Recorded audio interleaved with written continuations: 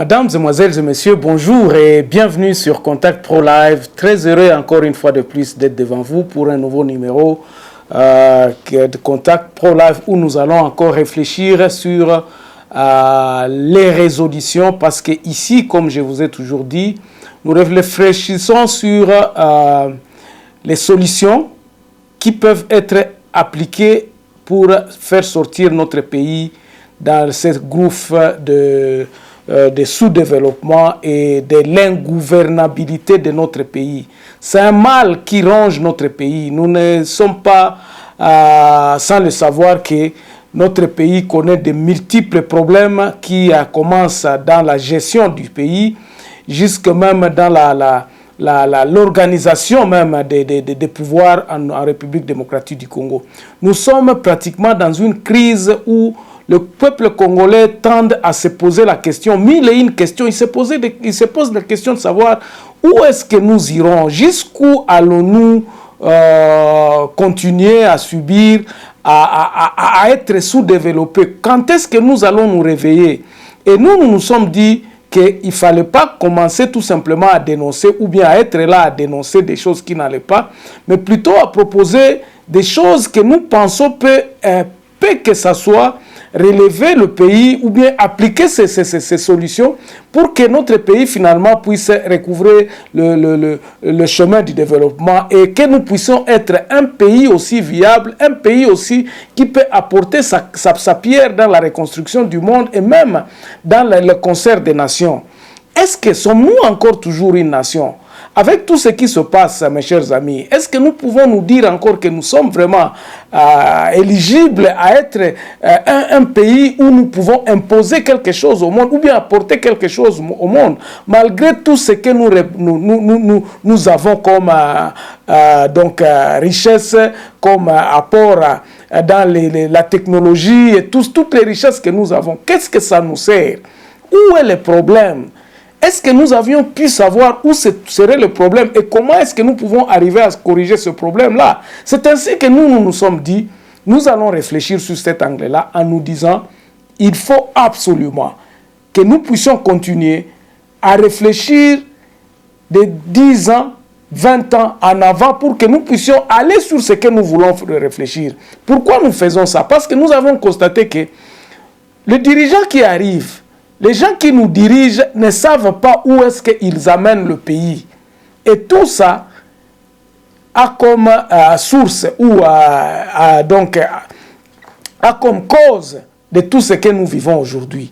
Pourquoi? Parce que ceux qui arrivent ne réfléchissent pas effectivement comment est-ce que nous pouvons sortir notre pays de ce gouffre et toujours maintenir cette relation avec les autres nations. Comment est-ce que nous pouvons être respectés à l'extérieur? Comment est-ce que nous pouvons nous organiser en interne pour que nous puissions aussi nous dire que notre pays, voici ce que nous pouvons dire. Parce qu'aujourd'hui, le Congo n'a pas de voix aujourd'hui. Le Congo n'a pas de voix. Le Congo, c'est un pays désorganisé. Le Congo, c'est un pays où on se dit, bon, ok, ces gens-là, nous allons le mater. Et n'importe qui arrive sur le sol congolais et puis il peut faire tout ce qu'il peut faire. Il peut faire ce qu'il veut. Et ainsi, nous demeurons toujours pauvres et les autres continuent à s'organiser et s'enrichir.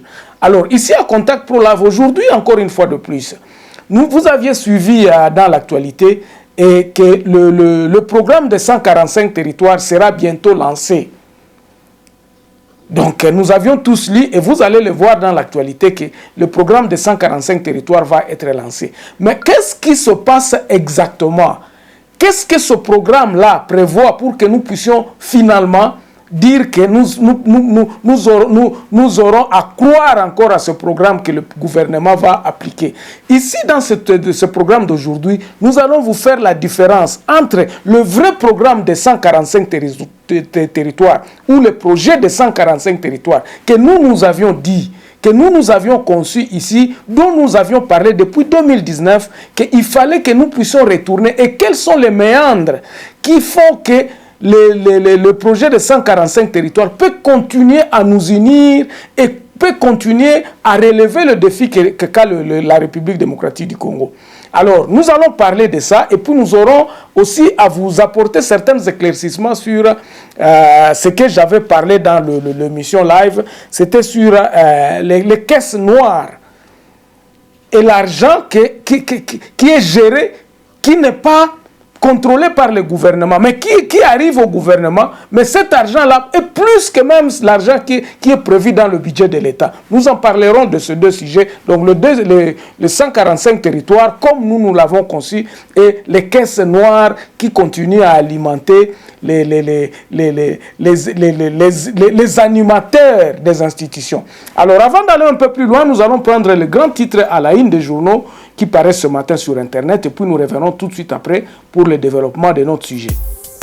Voici les grands titres à la une des journaux qui paraissent ce matin sur Internet. Nous commençons par élection-point.com. Nord Kivu, un véhicule de PAM incendié à Beni. Et puis RDC projet développement 145 territoires. Tout est prêt, bientôt le lancement des travaux, dit le gouvernement.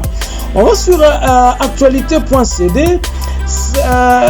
RDC, plusieurs morts dans l'explosion d'un camion de carburant au Congo central, annonce le gouverneur. Les autorités veulent rassurer de l'arrivée de carburant déclaré non conforme. On va sur Congo profond. Projet de loi sur la réparation et protection des victimes de violences sexuelles. Denise Nyakero gagne le premier round. En 10 de l'OADA, le bureau de Kinshasa, Gombe et le CNO organisent un colloque international à Kinshasa du 15 au 16 septembre. 7 sur 7, Nord Kivu, plus de 1000, combien aussi on dit plus de 1000, pour plus de 1000 hectares de parc de Virunga spoliés à Massissi.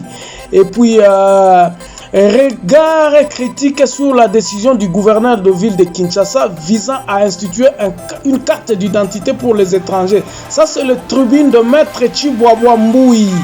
On termine par Radio Okapi. Kinshasa, les étudiants en formation sur l'utilisation des drones dans le domaine de conservation de la nature. Ituri, la communauté Bindi appelle les groupes armés signataires d'accords de paix à cesser les hostilités. Et puis Benissi mort lors d'une nouvelle attaque des rebelles ADF. Merci, on se revoit prochainement dans un nouveau numéro. Au revoir. Voilà, mesdames, mesdemoiselles et messieurs, je suis vraiment très ravi. D'abord, je voudrais, avant de commencer, remercier tout ce beau monde-là, tout le monde qui est en train de nous encourager, qui est en train de nous appeler pour que nous puissions discuter sur le sujet, sur le projet, donc sur l'idée que nous avions lancée.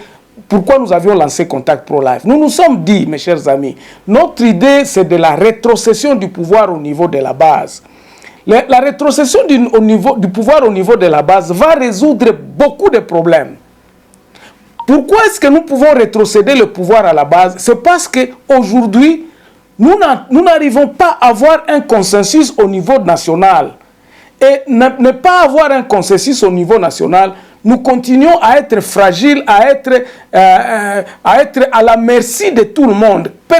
Tout le monde qui peut venir, qui peut vouloir nous déstabiliser, le champ est libre.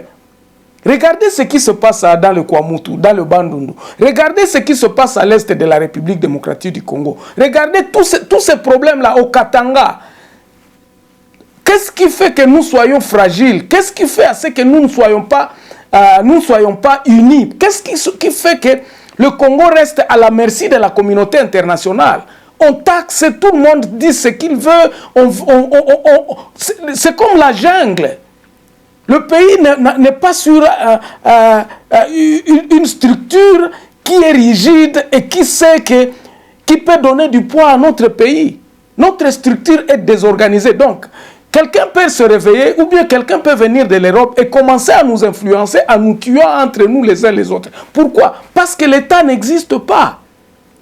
L'État n'existe pas, mes chers amis. Comment est-ce que maintenant nous pouvons faire exister cet État-là? Comment nous pouvons faire exister cet État-là pendant que nous avons aujourd'hui un Congo qui est désuni?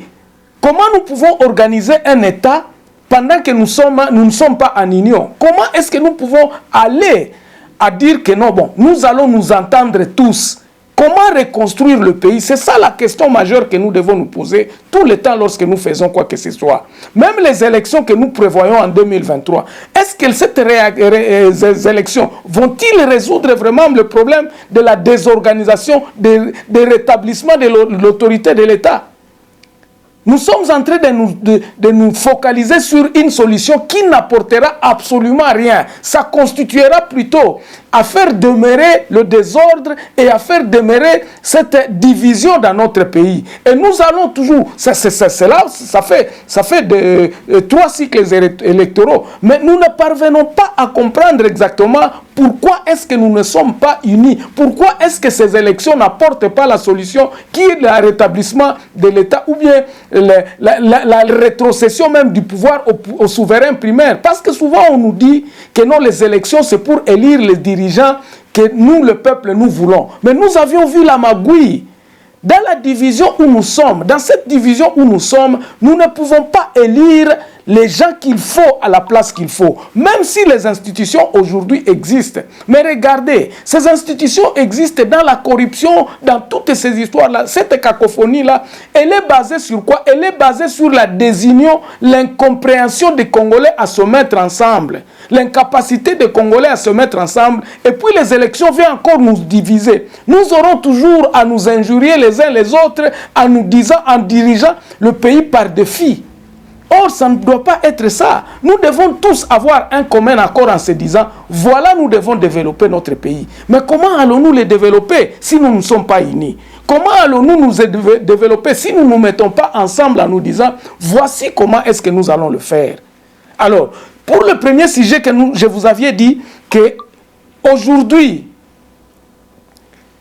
beaucoup d'argent arrive dans les institutions, mais qui sont dirigés justement dans les poches des dirigeants. Il y avait question, l'autre fois, il y avait question de savoir, est-ce que les trains des institutions de l'État